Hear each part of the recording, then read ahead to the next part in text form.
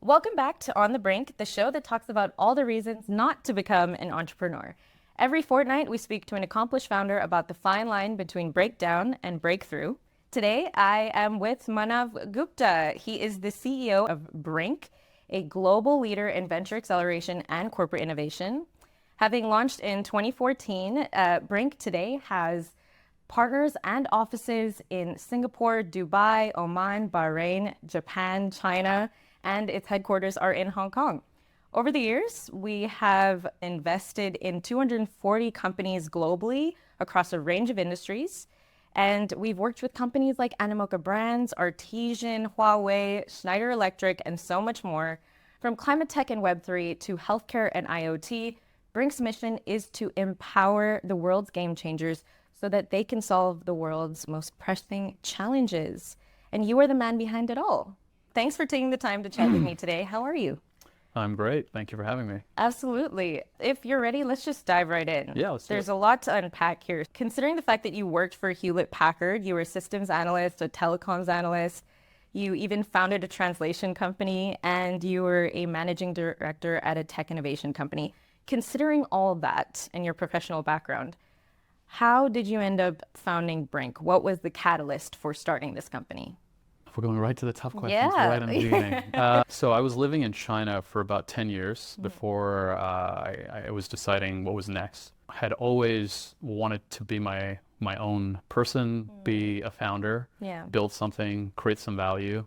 Anytime I had worked at a corporate for very short stints, I realized it wasn't for me. And when I was living in China, I think Brinc was very serendipitous. So the last business that I was running was a product development shop based in China, in South China. And this was right around the time where Kickstarter and Indiegogo had become quite popular. And we started seeing a lot of great quality companies launching their products on these platforms, raising multi-million dollars from consumers around the world to ship really cool gadgets, really cool, highly innovative products. And what we found is that a lot of them were struggling with delivery. So we would pay for them. A lot of our friends would buy them, but they just never were able to bring it to market. At the same time, we'd go on Taobao and we could find the same product shipped to us a week or a month later. And so we thought there was an opportunity to leverage our ecosystem, our network in China to help founders from around the world successfully go from 0 to 1, figure out their design for manufacturing, access and leverage the Chinese ecosystem to do product development. And that was the time where we started thinking about the concept of Brinc, saying how do we leverage our network here, but at the same time be a startup support engine, be a startup support platform. And the accelerator branding was the most commonly known vernacular at the time. So we decided to call ourselves an accelerator. I moved to Hong Kong as it was across the border. It was easy to connect with foreign founders and bridge that gap. Give them access to banking, give them access to the supply chains in China, give them access to the infrastructure and IP protections that Hong Kong had while leveraging our backend ecosystem. And we set up Brinc in 2014. And our offer at the time was, we'll help you navigate China. We'll help you figure out your manufacturing. We did partnerships with Kickstarter and Indiegogo, became preferred partners. And we started helping founders that were on those platforms come to Hong Kong, access Chinese supply chains, and successfully launch their products. Luckily, a lot of them are still in market and have navigated China correctly with some of our support. And that was the inception of it back in the day. We've evolved a bit since then. I think it makes so much sense that in Brinc's DNA, being an ecosystem and community builder and a connector is such a huge part of what we do. Looking back at the first few phases of Brinc, could you pinpoint what were some of the most important decisions that you made that led to this long-standing success that you guys have enjoyed so far? Success still to be proven. We still have a long way to go. But I think we have tried our best to navigate macro market movements as well as technologies. So when we first started, everything was around physically connected hardware devices. This was right around the times where the iPhone and other smartphones had become popular, and it was about expanding out that level of connectivity through sensors across all of the other devices we had in our world. It was all about how do you unlock the world's data to help improve life. And that was the big trend at the time. I think we have continued to try and stay ahead of the curve in terms of which industries have potential and will be backed in the future. So when we launched Asia's first food tech accelerator, there was nobody else really in the space. And it was a category, that we looked at and we're like, food is broken. The food system is broken. It needs to be reimagined. It needs to be redesigned. We need to create better quality products. We need to create better quality ingredients. We need to really look at the entire supply chain. And so we said, let's start looking at the space. Let's start identifying these early stage founders that today don't have these support ecosystems and put a platform in place to help guide them, connecting with regulators, connecting them with license providers, connecting them with manufacturers, connecting them with capital, connecting them with mentors who are from traditional industries but want to help this kind of new growth space. And I think we've tried to do that across numerous sectors. Yeah. As you said, it's all about the human capital. Yeah. It's about the network capital. It's about the network that we can bring to bear to support them. And ideally trying to get into that category well before it's become hot and before it's unaffordable. Yeah. As long as you can create value, you can support great companies, get in at an early entry point, and then support their growth and hopefully be part of that ride. Yeah. It's funny that you mentioned agri-food because one of the first times that I ever heard of you and Brinc was at one of the food tech summits several years ago. And I remember you speaking about Avant, which is one of our Portco companies. And I just remember being so honestly taken aback by how much you could talk on one of many verticals that you guys touch on. So my next question is, has there ever been a moment where you thought it might not work?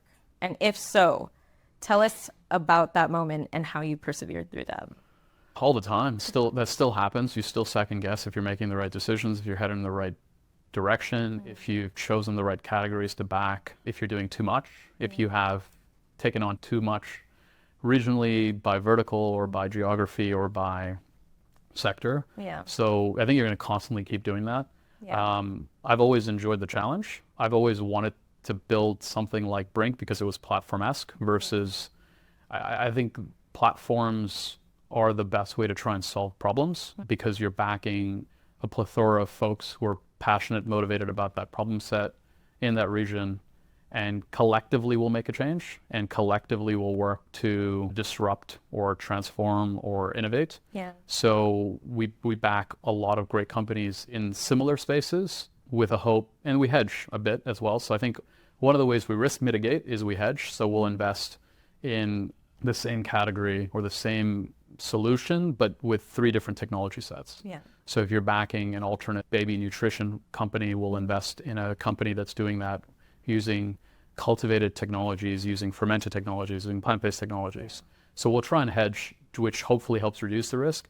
On the Brinc side, as we're building out the platform, obviously there's so much on right now, and we're always second guessing if we've made the right decisions in terms of which regions to go to, which verticals to enter. I think the conviction is high in the categories we've chosen, so we stay committed to them, which kind of gets us through the different strategies we've employed. At the end of the day, I think the way we stay sound around it is it's about solving the problem, not about what strategy we employ to get there. So we're constantly iterating the strategies, and we've gotten the strategies wrong a lot, more often than not. So we may try something, if it works, it doesn't matter because we're trying to solve this problem. Yeah. So I think that's potentially what keeps us grounded towards the outcome is working on the right type of problems, which we're actually passionate about. Yeah.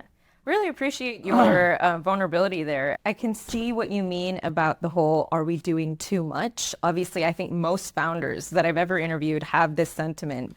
So that brings me to my next question, which is, as a founder and CEO, it is no secret just how busy you are and how full your schedule is. How do you manage having to be constantly switched on and available for so many regions and departments? And genuinely, what is it like as a founder who has so much on their plate? What's it like? Can you paint a word picture? If I compare myself to a lot of others who are in my shoes, I think I can be even busier. But I think it's just having great people who you trust and enjoy working with and can spend time with. So they give you energy. You also hopefully try and bring your energy when you're in those sessions. Yeah. And we have great people who are heading up regions or products or verticals. So their energy around that space keeps me going. At the same time, I like the ability to have the multi-hatting of jumping between topics, which I think gives you a little bit more breadth and visibility of the bigger picture. So I can try and stay out of the weeds sometimes and look at it more macro.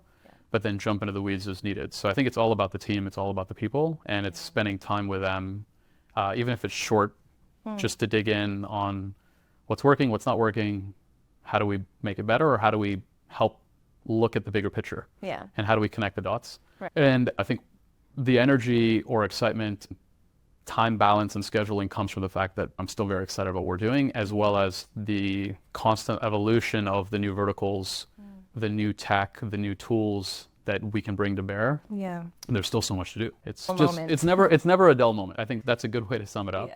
And that's fun. Right. So the energy is still there. So Brinc is in its 10th year of business this year. Congratulations. What is a common pitfall that you've noticed founders succumb to time and time again?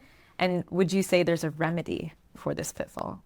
I think there's many. Just to talk about maybe one or two, I think founders need to believe in what they're doing and recognize that everyone in the world necessarily isn't smarter than them in any way.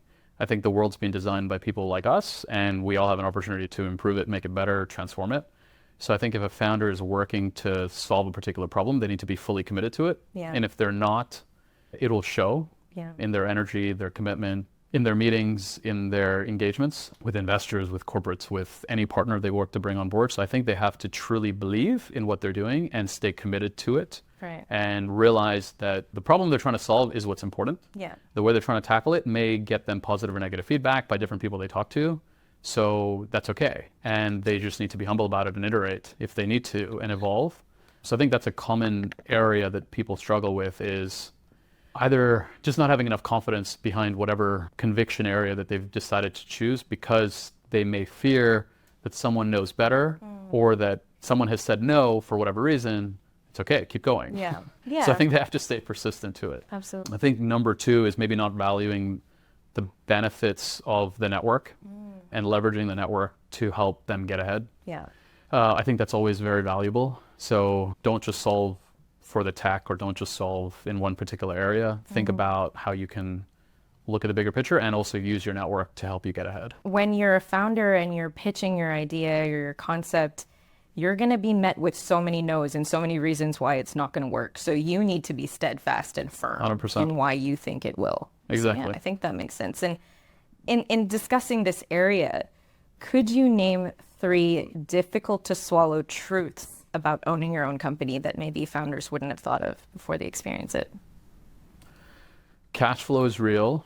Managing your finances well, keeping on track and control of them, or building creative financing structures or alternate structures with team, with partners, I think is very important. Yeah. That's something that should always be front of mind in whatever business you are, small or large. That's always an issue, because you could always run out of cash, and cash is different than revenue. So yes, you can sign all these contracts, but if they don't pay you or you're not on track, you have real costs. Other considerations, finding the right people who are as motivated and as driven is hard. So that's always a challenge in all walks of any area of building a company. Yeah. So you have to figure out how you do that. And the third, so finances, people, maybe tech. I think on the tech side, tech evolves, and there's so many different ways you can build something. And there's also different mediums in terms of how that would get packaged, licensed, sold, distributed, and or reach customers today in this kind of very fast evolving world. Yeah. So whether you're distributing it via mobile, via web, via audio, via text, via other means and mediums in the future, needs to be considered. So again, it should be solution oriented to some extent, or problem oriented, rather than tech. Could you tell us about a time where Brinc has taken a major risk and how that's paid off for the company? So one of the things we're trying to do is open up Brinc and the platform in new regions. Yeah. And it has not always worked out. It's worked out at times, it's not worked out at times. We are doing 2 things. One, we're evolving our product offering and how we're supporting teams. Yeah. At the same time, we're trying to get closer to them. For example, after the first 3 or 4 years running in Hong Kong, we saw our biggest applicant pool was out of India. And so we saw a lot of founders coming out of India. Then we started seeing more applicants and founders coming out of the Middle East. And we said, okay, we actually need to get closer, because if we invited these founders to join us, which we are, they're joining our programs, they're getting hopefully the best benefit of it. But after 3 to 6 months of us being hands-on during the structure of a program, they move into portfolio management, and we're continuing to support them. Yeah. Without face-to-face, it's much harder. Right. It's much harder to stay abreast. It's much harder to stay connected. It's much harder to continue to add as much value. And investors want regional deal flow. They want to invest in someone they can see and meet. So while we have global networks, if we want to really cultivate the value long term, we need to be on ground. Yeah. And so we have expanded Brinc into those regions where we've seen large volumes of applicants, growth in sectors, and overall kind of dynamics of the market. It has and has not worked in many cases, and it's 100% dependent on the people that we've been able to identify who can run and build that platform out in the region. And based on their network and their backgrounds and their ability to add value, we've tried to take the more challenging route of, can we be on ground to help founders in those regions and then bridge the gap between this hopefully global platform so they get the benefits if they want to scale and grow. So that's always been challenging, but I think we're still committed. It's fantastic just how much you can see the ecosystem growing and how much it's changing within Brinc. And also globally, it's evolving very quickly, which is exciting. Yeah, and I think the presence that Brinc now has in so many different countries and industries, I think you're the perfect person to ask, what is something that any entrepreneur, no matter the industry or discipline, should be looking into right now to help support them on their journey? What do you think it is? So I don't want to use buzzwords, but definitely I think companies, individuals who understand how to leverage exponential tools like AI will have an edge. Yeah. And they should be using it internally. They should also be using it in their products. They should also be using it as part of their core design of solutions they bring to market. And this is evolving really quickly, right? So whether you're using it to better gather data, whether you're using it to better understand data, whether you're using it to better create graphics, assets, multimodal experiences, if you're not, the edge that those companies will have over others is going to be very visible. And it's going to be much harder for companies to catch up. So I don't think it depends which model. It's irrelevant which model you're using. It's relevant if you're building one. It's more important to understand its application and the problem you're solving and utilize it like any technology. And so that needs to be front of mind. In terms of Brinc and its next chapters, obviously there is so much going on with the company right now and it's all incredibly exciting. Can you highlight any big news or updates for our audience here? I think we're excited about leveraging a lot of these tools and technologies I was talking about for our own value chain. So how can we help support founders through the journey of connecting and matchmaking with the right mentors, connecting and matchmaking with the right investors, connecting and matchmaking with the right team members. So doing a lot of that through AI and other tools. How do we help originate the right deals for founders or for investors and corporates and mentors and make sure that everyone's matchmake better. So doing a lot of that type of algorithmic work to hopefully understand the interests and needs on both sides. Right. Secondly, we're looking to digitalize a lot of our value chains. So we want to streamline and create more stickiness with our entire partner and customer and founder base so that we can help support them bridging the gap better through tech and tools. We've done a lot of great offline work over the last 10 years. I think the next decade is going to be digitalizing a lot of it, or hopefully in the next 1 year, but then really utilizing that better. So that the entire life cycle that we support in bridging the gap and helping investors take a lot of their understandings of this private market, enrich that through these engagement models we run through accelerator programs, mentor platforms, can be more visible. And so that people can make more informed decisions and connect with the right people. So really it's around digitalization. That's incredibly exciting. It's fun. Time to play On the Brinc's quick fire question segment called Madness or Greatness, where we challenge our guests with a series of scenarios about the highs and lows of entrepreneurship. So your task is to judge each scenario as either madness, meaning a definite entrepreneurial faux pas, or greatness, a strategy or habit that could pave the way to success. Number one, I can guess your answer for this one, having a co-founder. Greatness. Greatness. Number two, treating the pitch and product as equally important priorities. Greatness. Great. Number three, launching without user feedback and iterating after the fact. Could be either way, depending on the category or product you're in. So a blend of both, I would say. I think you do need to ship and validate, and sometimes the best way to do that, especially given where tech is today, you can do it quickly. So you can go to market and get feedback, but you definitely have to get feedback. Yeah, okay. Number 4, raising funds before having a fully developed MVP. Madness in most sectors, and I doubt you would be able to, but again, it depends on the risk capital and who you're raising from. So if it's an angel, you do potentially, and if it's a deep tech company, it's potentially important to raise capital because it's tough to go to market. Yeah. So maybe in the middle, depending. Would we get involved? We look at companies post MVP. So I think on the Brinc side, that's with my Brinc hat on. Okay, yeah. Number 5, investing in a mentor. Greatness. Number 6, prioritizing your startup over everything else in the first year of business. Greatness within balance, depending on circumstances and who you are and what you have on. But you do need to put a lot of time in. Yeah. And that's unavoidable. It does become mostly your whole world for that first year, I'd imagine. Correct. Yeah. And you need it to be to some extent within balance to allow for it to have the best chance for success. It's that commitment again, right? Yeah.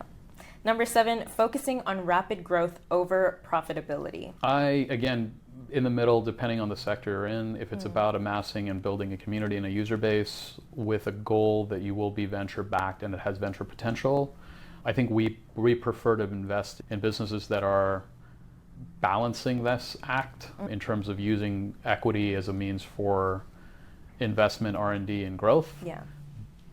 With the goal that there is a clear path and or they're working to validate customer commercial models, pricing, commercialization. So I'm sitting in the middle, but the traditional venture model has allowed for that, and I think that model is changing. Right. And last one, relying on one major customer or client for revenue. Madness. I feel like because of how much you struggled with answering those just now, it just shows how well you know these subjects, because you're like, well, everything's nuanced. I'm giving you the diplomatic answer, perhaps. Well, you've done great, and that concludes that. So this has been a real pleasure getting to pick your brain like this. Thank you. To find out more about Brinc's mission, our ecosystem of mentors and investors, as well as our programs and corporate innovation services, head to brinc.io and don't forget to subscribe. And see you next time. Now available on YouTube and Spotify, by the way.